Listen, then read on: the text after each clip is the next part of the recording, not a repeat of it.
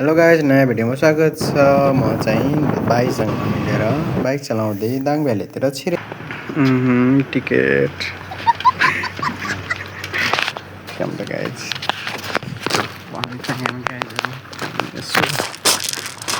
यस्तो गर्नु भयो होइन। हामी फेरि सानोतिनो हामी खोला नालामा जाने बानी छानेर हामी स्विमिङ पुलमै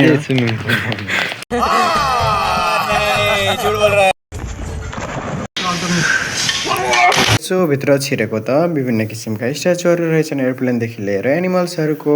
अनि साइडमा मिररहरू पनि देखेर मिरर सेल्फी पनि हान्यौँ र केही 2-4वटा फोटो खिचेर भिडियो पनि बनायौँ। टिक्रे गर्न